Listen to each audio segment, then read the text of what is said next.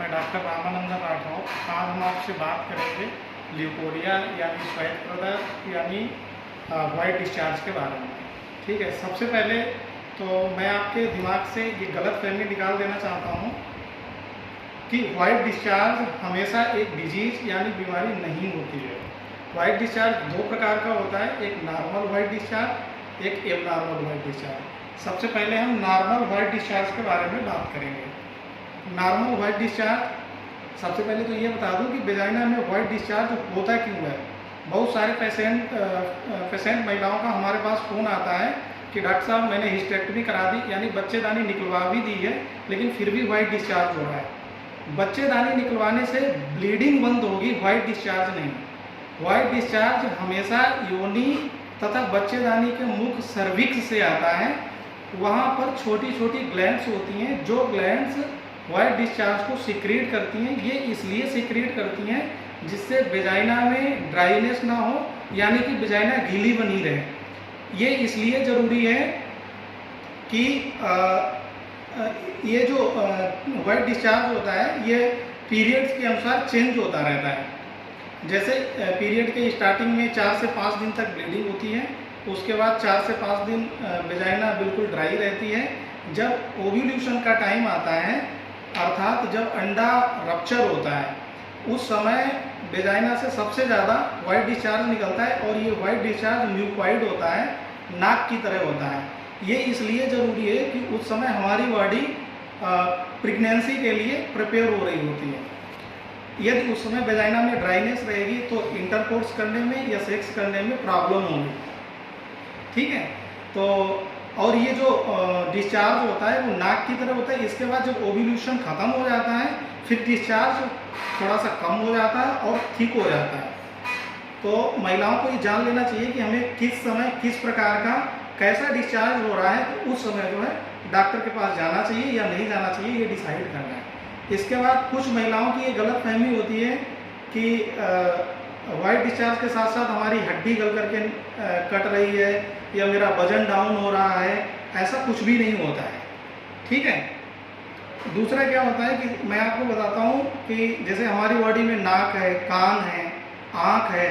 जब कोई वायरस या बैक्टीरिया नाक, कान, आँख के द्वारा बॉडी के अंदर प्रवेश करता है तो तुरंत, जैसे नाक ले लीजिएगा, नाक में कोई प्रवेश करता है तो नाक से तुरंत म्यूकॉइड डिस्चार्ज होता है। वो वायरल या बैक्टीरियल इन्फेक्शन को नाक के थ्रू बाहर निकाल देता है। उसी प्रकार से जो वेजाइना है वो ओपन टू एयर है।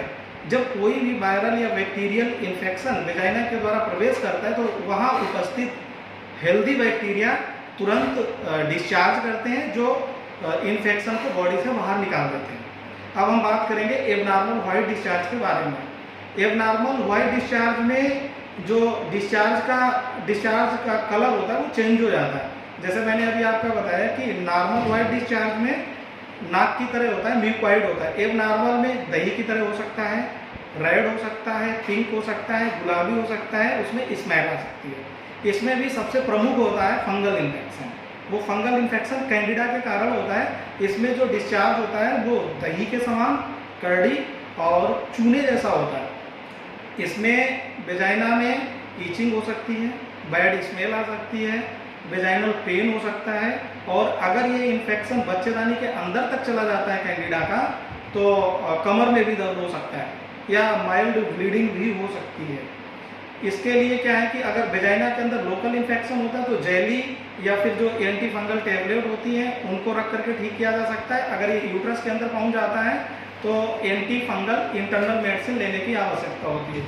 इसके अलावा अदर इन्फेक्शन होता है जैसे vaginal bacterial vaginosis, trichomonas, warts, syphilis, इस प्रकार के इन्फेक्शन होते हैं। जो बैक्टीरियल वेजिनोसिस होता है इसमें केवल वेजाइना से बैड स्मेल आती है। वाइट डिस्चार्ज होने के कारण क्या है? वाइट डिस्चार्ज होने के प्रमुख 4-5 कारण मैं आपको बता रहा हूँ, जिसमें सबसे अनहाइजीनिक कंडीशन, जिसमें जो महिलाएं वेजाइना की साफ सफाई नहीं रखती हैं या जो महिलाएं नायलॉन की पेंटी वगैरह यूज करती हैं, उससे क्या होता है कि वहाँ पर पसीना मरता रहता है, मतलब ह्यूमिडिटी हो जाती है, जिसके कारण भी वाइट डिस्चार्ज होने के चांस रहते हैं। इसके अलावा जो महिलाएं बहुत ज़्यादा स्पाइसी या जंक फूड खाती हैं उनको भी ये प्रॉब्लम बढ़ जाती है, क्योंकि उस समय हमारी बॉडी के अंदर पित्त का लेवल बढ़ जाता है।